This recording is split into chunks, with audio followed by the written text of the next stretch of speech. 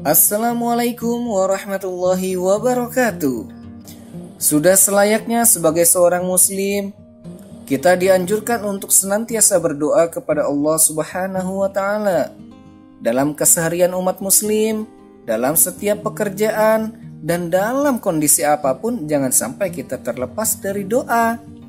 Berdoa merupakan ajaran Rasulullah SAW. Bahkan Rasul menganjurkan dalam setiap pekerjaan. Jangan sampai kita tidak berdoa. Ini semua agar setiap pekerjaan yang kita kerjakan bernilai ibadah. Mengamini doa orang lain juga tentunya akan bernilai pahala. Bila mana ada saudara muslim kita berdoa dan kita mengamini doa tersebut, maka itu pun bernilai ibadah. Untuk terus mengembangkan channel ini, bagi yang belum subscribe, silahkan subscribe terlebih dahulu. Like dan share untuk saling berbagi informasi Islam. Semoga syiar Islam semakin tersebar. Amin ya rabbal alamin. Dari Ka'ab bin Ujrah radhiyallahu anhu, baginda Rasulullah sallallahu alaihi wasallam bersabda, "Mendekatlah kalian ke mimbar." Kami pun mendekat. Ketika beliau menaiki tangga pertama, beliau berkata, "Amin." Lalu ketika menaiki tangga kedua, beliau juga berkata, "Amin."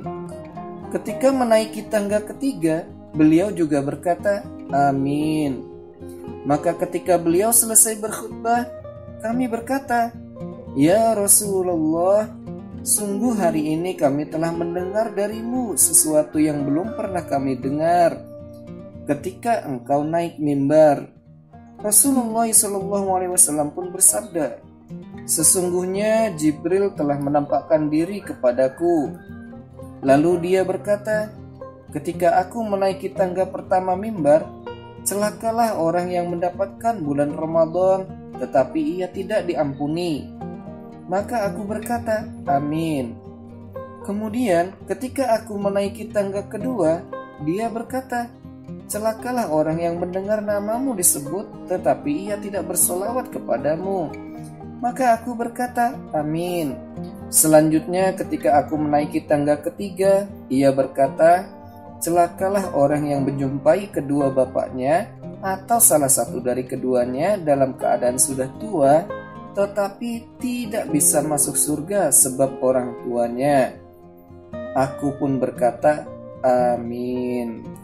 Dalam hadis di atas, Malaikat Jibril alaihissalam telah mendoakan keburukan bagi 3 jenis manusia, dan baginda Rasulullah SAW pun mengamini doa tersebut. Malaikat Jibril alaihissalam sebagai malaikat yang terdekat dengan Allah Subhanahu wa taala telah mendoakan keburukan dan beliau mengamininya. Sangat jelas betapa kerasnya doa tersebut. Hanya dengan rahmatnya kita dapat terhindar dari perbuatan-perbuatan itu dan terselamat dari doa-doa tersebut. Jika tidak, kehancuran kita tidak diragukan lagi. Berikut 3 doa Jibril alaihissalam yang diamini oleh Rasulullah SAW. Orang pertama yang mendapat celaan adalah orang yang melewati bulan Ramadan yang penuh berkah, tetapi ia tidak mendapatkan ampunan Allah Subhanahu wa taala. Ia menghabiskan hari-harinya dengan perbuatan dosa dan kelalaian, sehingga tidak memperoleh maghfirah atau ampunan. Di bulan Ramadan, ampunan dan rahmat Allah Subhanahu wa taala tercurah seperti hujan. Namun jika kita menghabiskan bulan ini dengan perbuatan buruk, maka hal itu dapat menyebabkan kita terhalang dari ampunan Allah Subhanahu wa taala.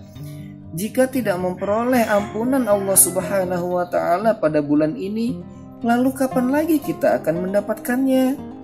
Cara mendapatkan ampunan Allah Subhanahu wa taala adalah setelah menunaikan tugas bulan Ramadan, yaitu puasa dan sholat tarawih.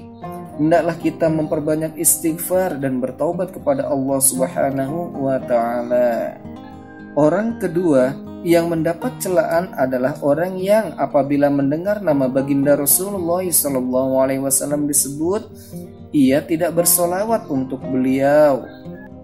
Orang ketiga yang mendapat celaan ialah orang yang dalam hidupnya tidak dapat berkhidmat kepada kedua orang tuanya atau salah seorang di antara keduanya dengan baik di saat mereka telah tua, yang karena berkhidmat kepada keduanya semestinya ia mendapatkan surga. Banyak hadis yang meriwayatkan tentang hak-hak orang tua. Para ulama mengatakan bahwa mematuhi perintah kedua orang tua dalam hal-hal yang diperbolehkan oleh agama adalah wajib. Jangan berbuat tidak sopan terhadap mereka dan jangan mendatangi mereka dengan sombong, sekalipun mereka musyrik. Jangan meninggikan suara melebihi suara mereka. Jangan memanggil mereka hanya dengan namanya dan jangan mendahului mereka. Jika harus mengingatkan mereka kepada kebaikan dan melarang dari kemungkaran, hendaklah dilakukan dengan cara yang lemah lembut. Jika ajakan kita belum diterima, maka tetaplah menjaga hubungan baik dengan mereka dan selalu berdoa memohon hidayah untuk mereka. Singkatnya, muliakanlah dan hormatilah mereka dalam segala urusan.